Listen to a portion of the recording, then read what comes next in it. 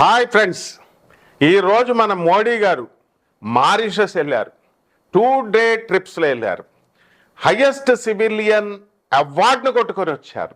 Mauritius మనమే అక్కడ ఉండేది. అక్కడంతా కూడా బ్రిటిష్ సామ్రాజ్యంలో మన వాళ్ళందరినీ ఫ్రీడమ్ ఫైటర్స్ 200 మందిని పైగా తీసుకెళ్లి మారిషస్లో అక్కడ అండమాన్ జైల్లో పెట్టినట్టుగా ఆ కాలంలో బ్రిటిష్ వాళ్ళంతా కూడా పెట్టేవారు. ఆ ఐలాండ్లో జరిగినటువంటి ఈ యొక్క ఫ్రీడమ్ ఫైటర్స్ యొక్క ఈ జైలు శిక్ష అనండి, లేకపోతే అక్కడ అండర్ గ్రౌండ్లో వాళ్ళు అక్కడ ఉండడం, ఆ తర్వాత వాళ్ళ నుంచి సక్సెసర్లు రావడము, అంటే వాళ్ళ వంశం అంతా కూడా పెరగడము, ఈ విధంగా అక్కడ ఉన్నటువంటి మారిషస్లో ఉన్నటువంటి ప్రజలంతా కూడా 58% అంతా కూడా మన భారతీయులే. కాబట్టి అటువంటి భారతదేశీయులు మన వాళ్ళు అక్కడ ఉన్నారు. కాబట్టి మారిషస్ మీద, మారిషస్ పాలసీస్ మీద ఎప్పుడు కూడా మన భారతదేశం ఎప్పుడు కూడా ప్రధానమంత్రులు ఎవరు వచ్చినా ఆనాటి ఇందిరా గాంధీ నుంచి ఈనాటి మోడీ గారి వరకు పార్టీలు ఏవైనా సరే సానుభూతి దృష్టితో మనం అందరం కూడా మారిషస్ మీద ఉండేవాళ్ళం.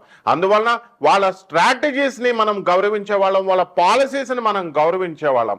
మనము ఎంతసేపు కూడా అరే మన వారసులు కదా, అరే మన వాళ్ళు కదా, వాళ్ళని కూడా మనం డెవలప్ చేయాలి అనేటటువంటి ఉద్దేశంతో లిబరైజేషన్ చేసి పాలసీస్ అన్నీ కూడా లిబరైజ్డ్గా మనము మన ప్రధానమంత్రులంతా కూడా రిలాక్స్ చేసి రూల్స్ని సానుకూల దృష్టితో, సానుభూతి దృష్టితో మారిషస్ మీద మన విజన్ ఉండేది.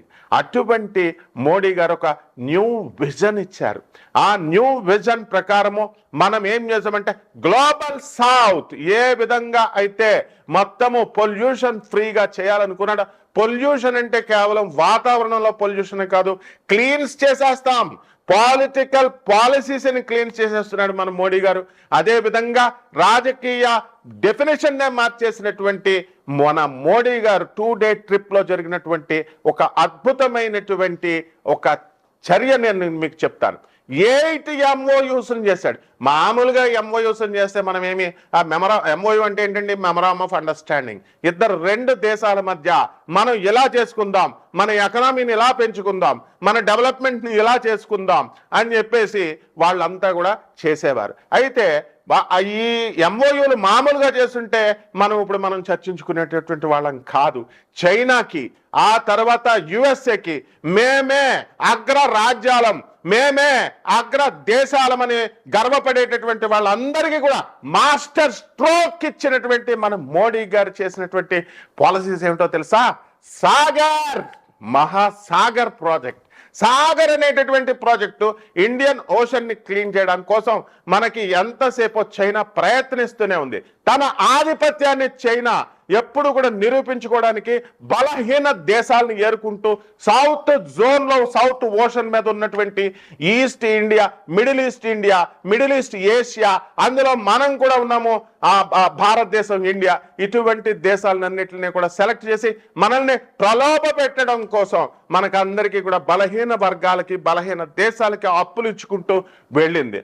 ఆ భాగంలోనే చైనా మొన్న శ్రీలంకలో ఒక పోర్ట్ ఏరియా, ఒక పోర్ట్ని, ఒక ఐలాండ్ని తను గ్రిప్పులోకి తెచ్చుకొని అది 99 years లీజుకి తీసేసుకుంది. ఈ విధమైనటువంటి నార్త్ అమెరికన్ జోన్లో మనం తీసుకున్నప్పుడు యూరప్ అండ్ USA ఇలాంటి కంట్రీస్, నార్త్ అమెరికా ఇలాంటి బలమైనటువంటి దేశాలు ఉన్నాయి. అటువంటి దేశాలలో మనకి ఏం చేశారండి అని అంటే, వాళ్ళు మనకి UNO సభల్లో కానీ మీరు ఎక్కడైనా సరే ఇంటర్నేషనల్ కాన్ఫరెన్సెస్లో మన ఇండియాకి, తర్వాత మనకందరికీ కూడా ఈ మిడిల్ ఈస్ట్ ఏషియాలో ఉన్నటువంటి ఈ సౌత్ జోన్లో ఉన్నటువంటి ఈ యొక్క దేశాలన్నిటికీ కూడా సెకండ్ బెంచ్ ఇస్తారు. ఫస్ట్ బెంచీలో ఎంతసేపు కూడా మనము బలమైనటువంటి అగ్రరాజ్యాల వాళ్ళ మనమే కూర్చోవాలా అనేటటువంటి ఇది కనబడుతుంది. కేవలం భారతదేశంలోనే కాదు, నార్త్ ఇండియన్, సౌత్ ఇండియన్స్ మీద ఆధిపత్యం చెలాయించేటటువంటి ఆ రోజుల్లో కూడా ఇక్కడ నార్త్ అమెరికన్ జోన్లో, నార్త్ ఓషన్ జోన్లో ఉన్నటువంటి ఈ అగ్రదేశాలు సేమ్ పరంపరని సాధించుకుంటూ, అవలంబించుకుంటూ వచ్చినాయి. ఇప్పుడు మనకి ఏమిటండి అంటే మన బాధ కరెన్సీస్. ఇప్పుడు యుఎస్ఏ కానీ, చైనా కానీ, యూరోప్ కానీ వాళ్ళ స్ట్రాటజీస్ ఏంటండి అగ్రరాజ్యాలుగా ఎందుకున్నాయంటే ఎంతసేపు కూడా డాలర్ని మనం ఖర్చు పెట్టుకుంటూ రావాలా, డాలర్ని చలామణి చేసుకుంటూ రావాలా, లేదా యూరోని మనం చలామణి చేసుకుంటూ రావాలా, రూపాయికి మానిటైజేషన్ విలువను తీసుకురాకూడదు అనేటటువంటి ఉద్దేశంతో ఈ కరెన్సీస్ని చలామణి చేసుకుంటూ వచ్చారు. కానీ ఇప్పుడు మనం మోడీ కొట్టిన దెబ్బకి లోకల్ కరెన్సీస్ అన్నీ కూడా చలామణి అయ్యేలాగా రూపీ కూడా మనం ఇప్పుడు ఎంఓయూలో మనకి మారిషస్కి రెండిట్లకి కూడా మనం చేసేది ఏమిటండి అని అంటే రూపాయితోనే చేయాలి. ఆ పనులు ఏదైనా సరే రిజర్వ్ బ్యాంక్ నుంచి రిలీజ్ అయినటువంటి రూపాయితోనే చేయాలి. ఈ విధంగా మనము లోకల్ కరెన్సీస్ని, లోకల్ మార్కెట్ని మనం ఇంప్రూవ్ చేసుకుంటూ వచ్చాం. అసలు ఈ మహాసాగర్ ప్రాజెక్ట్ అంటే ఏంటో దాన్ని ఎకానమీని మనం చూద్దాము. మహాసాగర్ అంటే mutual holistic advancement for security and growth across regions. అంటే ఏదైనా సరే మనం చేయాలంటే పరస్పరంగా ఉండాలా, హోలిస్టిక్ పవిత్రంగా ఉండాలా, అటువంటి అంతేగాని అనైతిక విలువలతో మనం డెవలప్మెంట్ అనేటటువంటిది మనం తెచ్చుకోకూడదు అనేటటువంటి గొప్ప ప్రధానమంత్రి మన మోడీ గారు. అందువలన నువ్వు బాగుపడు నేను బాగుపడదాము అనేటటువంటి విధానంతో మారిషస్కి మనకి భారతదేశానికి మధ్య అగ్రిమెంట్స్ చేశారు ప్రధానమంత్రి గారు. అదే చైనా చేసిందనుకోండి, అప్పులు ఇచ్చినట్టు ఇచ్చి 99 సంవత్సరాలు శ్రీలంక పోర్ట్ ఏరియాను ఒక ఐలాండ్ అది దొంగిలించింది, కాబట్టి కబ్జా చేసింది. దీనికి ఇదిగో నువ్వు తనఖా పెట్టావు, ఏదో విధంగా అయితే పేదవాళ్ళ దగ్గర ఇల్లు తనఖా పెడతారో ఈ డబ్బులు ఇవ్వలేకపోతున్నావు కాబట్టి నేను తీసేసుకుంటున్నాననే ధోరణితోనే ఎప్పుడైనా సరే చైనా కానీ లేకపోతే ఈ యొక్క యుఎస్ఏ కానీ యూరప్ కానీ వీళ్ళలా చేస్తూ ఉంటారు. అయితే జరిగింది ఎప్పుడో తెలుసా మీకు? మార్చి 12. ఆ రోజు ఒక విశేషత ఉంది.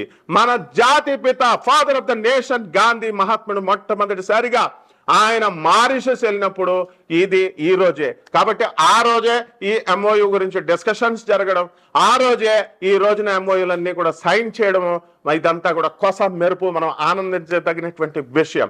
అయితే మనకి 1947లో ఇండిపెండెన్స్ వస్తే భారతదేశానికి మారిషస్కి 1968లో వచ్చింది. కాబట్టి అందుకని మారిషస్ మీద మనము ఎంతసేపు ఇద్దరం ఎదగాల, మీరు కూడా మన భారతీయులే పరోక్షంగా అని చెప్పేసి భారతదేశ ప్రధానులు ఎవరైనా సరే పార్టీలకు అతీతంగా మారిషస్ స్ట్రాటజీస్ కి మనం గౌరవిస్తూ వస్తున్నాం. మనకున్నటువంటి ఇప్పుడు మారిషస్ ప్రధానమంత్రి గారు కూడా నవీన్ చంద్ర రామ్ గులాం, ఈయన కూడా మన భారత బీజాలు ఉన్నటువంటి వాడు, బీహార్లో వాళ్ళ తాత ముత్తాతల బీజాలు ఉన్నటువంటి వాళ్ళు. కాబట్టి మన భారతీయులే మన మారిషస్ రాజ్యాన్ని కూడా పరిపాలిస్తున్నారు. కాబట్టి మనం కొన్ని 8 పాయింట్స్, మనం 8 ఎంఓయూలు మనం చేసుకున్నాం. అదేంటో చూద్దాం. అది 8 ప్యాక్స్ అనమాట, సైన్ చేశారు ఇద్దరు ప్రధానమంత్రులు కూడా.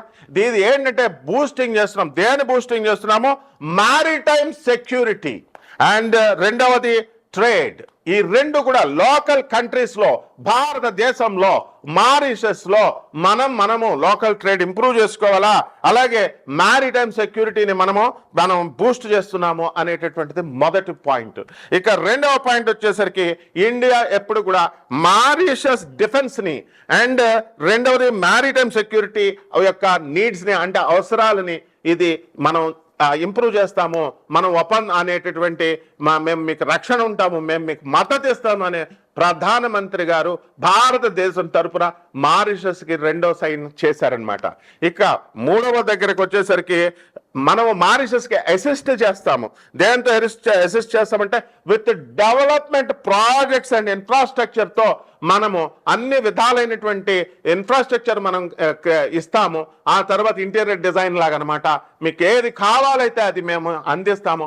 అలాగే మీ మారిషస్ దేశానికి ఎంత డెవలప్మెంట్ కావాల్సి మేము మద్దతు ఇస్తాము అని చెప్పేసి చక్కగా మన భారత ప్రధానమంత్రి గారు మారిషస్కి ఇచ్చినటువంటి వరాలవి. కాబట్టి ఈ యొక్క మోడీ గారు పాపం ఎప్పుడు చేసినా సరే ఈ అన్వీల్డ్ ఆయన ఏం చేస్తారంటే ఈ అన్వీల్డ్ దిస్ ఆయనకు ఒక కోరిక ఉంది, దాన్ని ఓపెన్ చేసి చెప్పారు. ఏంటంటే అంటే for growth and security of the global south, మొత్తము సౌత్ ని గ్లోబల్ గా ఆయన ఇంప్రూవ్ చేయాలి అనేటటువంటి విషయాన్ని ఆయన విప్పి చెప్పారంటే ఇండియన్ ఓషన్ కి మనకి ఇప్పుడు నార్త్ అమెరికా ఇవన్నీ కూడా దాని వైపే మనకి ఈ యొక్క యూరప్ ఈ దేశాలన్నీ కూడా ఉన్నాయి, బాగా అగ్రరాజ్యాలుగా బలిసిన దేశాలుగా ఉన్నాయి. అయితే మనం సౌత్లో, గ్లోబల్ సౌత్లో మాత్రము మనం మిడిల్ ఈస్ట్, ఏషియా, మనము భారతదేశము, ఇలాంటి పేద ఆఫ్రికా, ఇలాంటి దేశాలు ఉన్నాయి. కాబట్టి ఈ సౌత్ని కూడా మనం పొటెన్షియల్ చేయాలి, మనం నెంబర్ 1లోకి తీసుకురావాలి, నార్త్ జోన్ని కొట్టి పడేయాలి అనేటటువంటి మొనగాడు మన నరేంద్ర మోడీ. అందువలన ఈ యొక్క ఏం చేశారండి అంటే మనకి ఈ హ్యాడ్ ఎన్హాన్స్డ్ స్ట్రాటజిక్ పార్ట్నర్షిప్ ఇచ్చారు. ఎవరైనా సరే చైనా కానీ యుఎస్ఏ కానీ ఇంతవరకు కూడా నీకేంటి నాకేంటి అని కమిషన్ బేసిస్తోనే చేస్తారు తప్ప అగ్ర రాజ్యాలు ఎప్పుడు కూడా పార్ట్నర్షిప్ ఇవ్వదు. కానీ మన భారతదేశం మాత్రము మారిషస్కి మనకంటే చిన్న దేశమైనా సరే మన వాళ్ళు వీళ్ళు అనేటటువంటి ఉద్దేశంతో పార్ట్నర్షిప్ని ఇచ్చింది. ఎందులో ఇచ్చింది? మారిటైమ్ సెక్యూరిటీలో ఇచ్చింది. రెండవది ప్రమోట్ ట్రేడ్ ఇన్ లోకల్ కంట్రీస్లో ప్రమోట్ చేసుకోండి రబ్బాయి, బిజినెస్ చేసుకోవటం అని చెప్పి మనకి మోడీ గారు చక్కగా ఇచ్చారు. కాబట్టి ఈ యొక్క ఐలాండ్లో మనకి ఈ చీఫ్ గెస్ట్గా మన మోడీ గారు 2 days ప్రోగ్రామ్ వెళ్ళారు. హైయెస్ట్ సివిలియన్ అవార్డుగా ఆయనకి మన మోడీ గారు చక్కగా గౌరవింపబడ్డారు ఈ మారిషస్ ప్రధానమంత్రి గారి చేత. కాబట్టి మనము రాఫ్ట్ డెవలప్మెంట్ అనేటటువంటిది అనౌన్స్ చేశారు. అండ్ ప్రాజెక్ట్స్ని కూడా స్ట్రాటజికల్గా లొకేటెడ్ కంట్రీలో ఇవన్నీ కూడా చేయడం జరిగింది. కాబట్టి ఫ్రెండ్స్, మీరు మన వీడియోస్ని ఎప్పటికప్పుడు రెగ్యులర్గా చూస్తూ ఉండండి. చక్కగా రోజుకొక టాపిక్తో మేము ముందుకు వస్తాం. ఇంటర్నేషనల్ అండ్ నేషనల్ టాపిక్స్తో దేశంలో జరుగుతున్నటువంటి ఈ యొక్క స్ట్రాటజికల్ పోరాటాన్ని, పాలసీస్ని ఏ విధంగా అయితే క్లీన్స్ చేస్తున్నారో మన మోడీ గారు, మరి భారతదేశం యొక్క ఇంపాక్ట్ అగ్ర రాజ్యాల మీద ఏ విధంగా అయితే దెబ్బ కొట్టి చూపిస్తున్నారో, తోకలు ముడిచేలాగా ఇతర అగ్ర రాజ్యాలను చేస్తున్నారో, ఇవన్నీ కూడా మనం మళ్ళీ మన నెక్స్ట్ వీడియోలో చూసుకుందాం. Bye friends, bye.